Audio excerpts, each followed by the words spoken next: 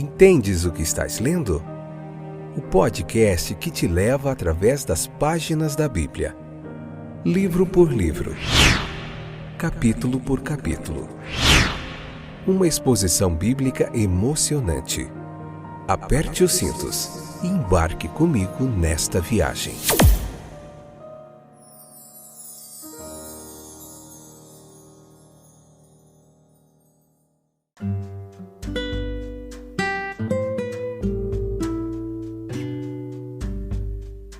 Olá, meus queridos companheiros de viagem através das páginas da Bíblia. Eu sou o Fábio, estou aqui de volta, contente e alegre pela sua presença, pela sua audiência. Muita gente nova chegando por aí. Que Deus abençoe grandemente a sua vida. Que essa palavra te abençoe, te transforme, te edifique. Esse é o nosso propósito aqui, de trazer uma pregação expositiva, um ensino textual da Bíblia Sagrada, um comentário bíblico em áudio em formato gratuito para você, disponível em todas as plataformas de podcasts e no YouTube, aí em áudio, para você poder se aprofundar um pouquinho mais no texto bíblico. Aqueles que não têm acesso a estudos teológicos, compartilhe. Aqueles que não têm acesso, existem muitos lugares que as pessoas encontram dificuldade para estudar a Bíblia, dificuldade para encontrar líderes, pastores, mestres que os ensinem, e aqui a gente traz uma bagagem de mais ou cerca de 30 anos, já perdi a conta aí, de ensino e aprendizado do texto bíblico. E a nossa intenção aqui é compartilhar com você, trazendo também muitos outros eruditos e comentaristas bíblicos, dos quais a gente estuda, se debruça sobre os textos deles, para trazer para você o que há de melhor em interpretação bíblica, exegese e hermenêutica do texto sagrado, tá bom? Enfim, vamos lá? Hoje a gente vai falar da desesperança que é lutar contra Deus, capítulo 5, versículo 21 ao 24, leia lá. A gente vai ver aqui, procurar entender. Os apóstolos estavam ali diante do Sinédrio, pregando no templo, e os mestres, os juízes ali do Sinédrio vêm até eles com uma postura que a gente vai tentar compreender o que isso nos traz de lição e aprendizado. Essa narrativa, se você ler lá, ela vai indicar que o Sinédrio havia se empenhado plenamente na obra de conter e esmagar o grupo dos discípulos de Cristo. Existe um personagem de destaque, Gamaliel, que expressou qual poderia ser a natureza da ação deles. Poderia ser mesmo uma luta contra Deus e contra eles. Deve-se fazer algum esforço para a gente compreender o que eles pensavam sobre sua obra e como se iludiam com a noção de que eram os únicos guardiãos da verdade de Deus. Ainda tem gente assim hoje. E ao se oporem àquele grupo cristão, estavam, na verdade, lutando contra Deus. Um dos efeitos mais tristes dessa exclusividade, da autoconfiança acalentadas, é que essas coisas, na verdade, elas cegam os homens. Sim, cegam os homens e os impossibilitam de receber a verdade como recém-apresentada. Um pouco de autocrítica, um pouco de habilidade em testar suas próprias motivações, teria revelado a esses homens as paixões e os preconceitos baixos e dignos pelos quais se deixavam dominar. Muitas vezes, meus queridos, nós precisamos nos ver como os outros nos veem. E podemos acolher com gratidão qualquer luz que nos revele a nós mesmos. Esses homens estavam, na verdade, lutando contra Deus. E ao lutar contra Deus, o homem pode obter sucessos aparentes e temporários. Isso traz uma ilusão. Porque são apenas aparentes, porque sempre levam os homens a tentar novos planos que os levarão à ruína total. Apenas temporários. Porque Deus tem longas eras para assegurar a realização de seus propósitos. Lembremos do aparente sucesso do Sinédrio na condenação e morte do nosso Senhor, na prisão dos apóstolos. Ao lutar contra Deus, o homem lida com forças além do seu alcance, e elas certamente o dominarão. Tente comparar o alcance do poder do homem com o de Deus. Veja a partir do tratamento dado a Cristo. A morte era o limite do homem. A ressurreição estava no poder de Deus. O mesmo aconteceu com os apóstolos. A prisão era o limite do homem. A libertação por meio dos anjos estava no poder de Deus. Os milagres de Deus, então, as providências e decisões de Deus agora, certamente se unem e dominam o máximo antagonismo no homem. Isso se aplica a perseguições, infidelidade e outras formas de ataque aos homens cristãos, a fé cristã ou a expansão do reino do Redentor. Nós devemos antes obedecer a Deus do que aos homens, Atos 5, 29. Um grande princípio precisa ser visto em plena luz do dia antes de se tornar o fundamento de uma grande ação.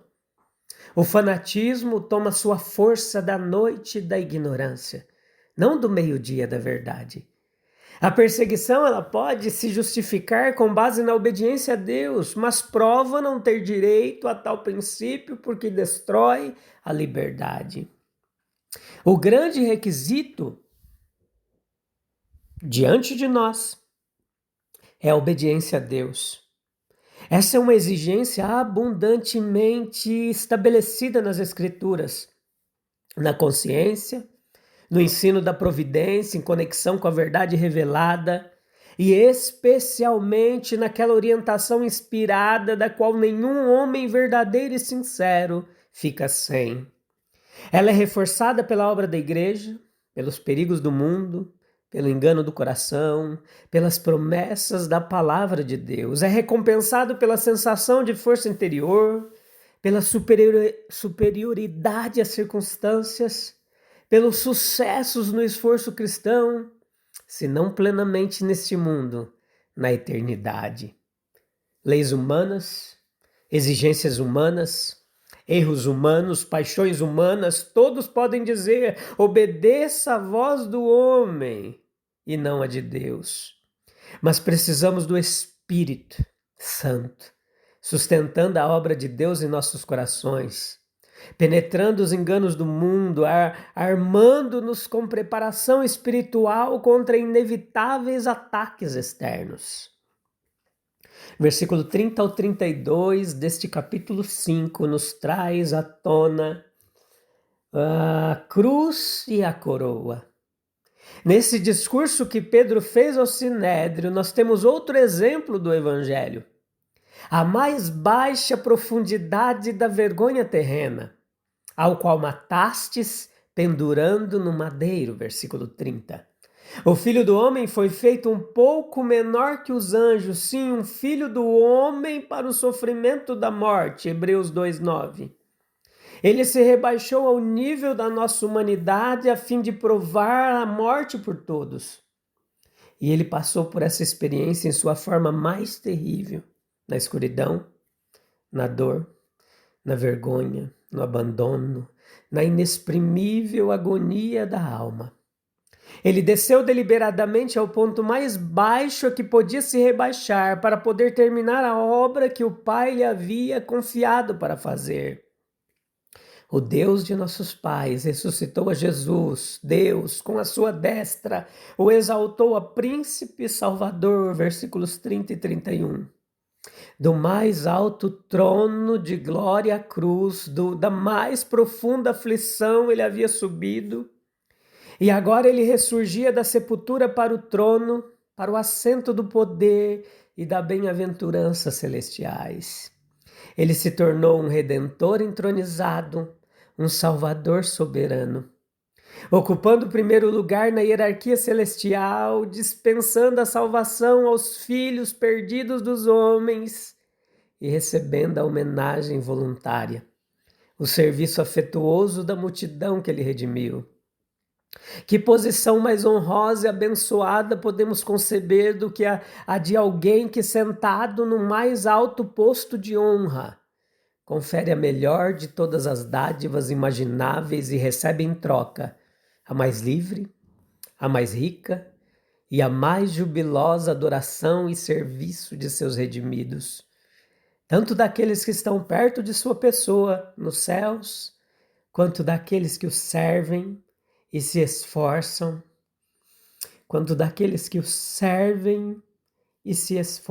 para segui-lo aqui na terra. Ele é um príncipe e um salvador, para conceder arrependimento e perdão dos pecados. Como o Senhor exaltado realiza sua grande obra enquanto reina no céu, concedendo arrependimento e remissão. Ele dá às almas humanas um senso do seu pecado.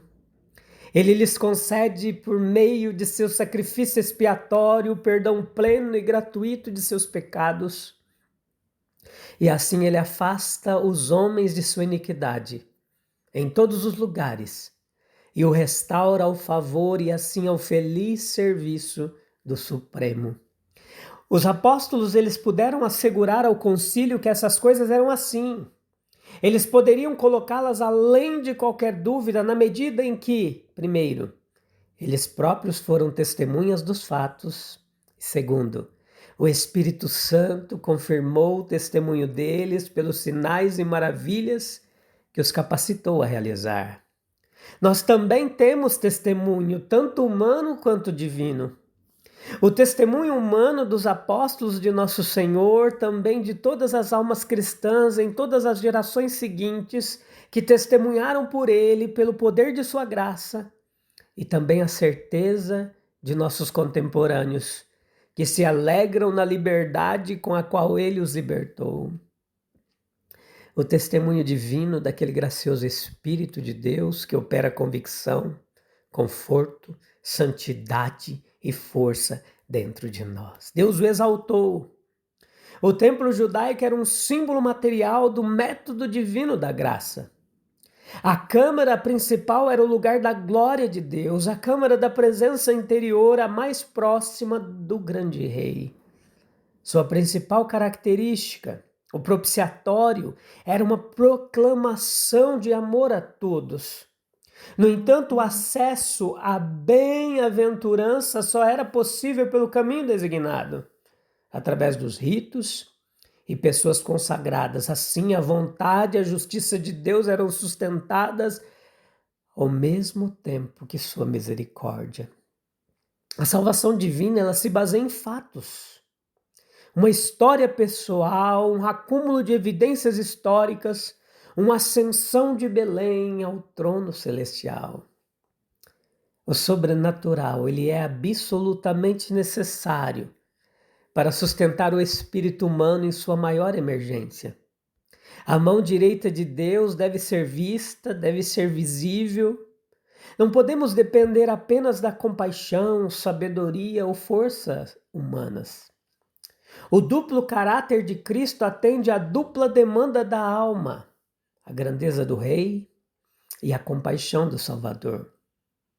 A exaltação de Cristo foi tanto humana quanto divina.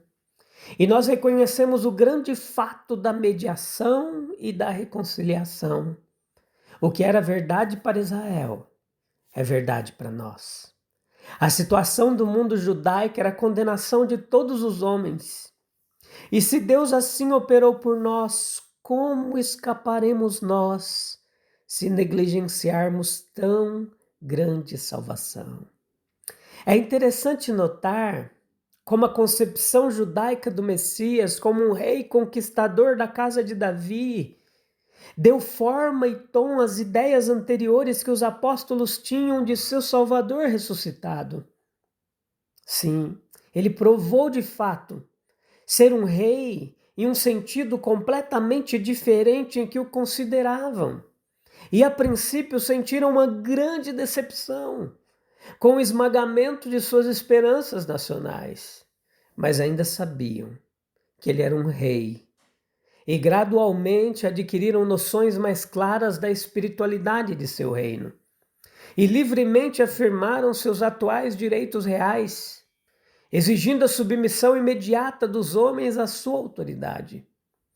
Assim os apóstolos pregaram aos homens Jesus, ordenaram-lhes que abrissem seus corações ao seu amor e poder, levassem a ele o fardo de seus pecados e necessidades e esperassem que ele os tratasse igualmente como lidou com as tristezas e os pecados dos homens enquanto esteve com eles em carne.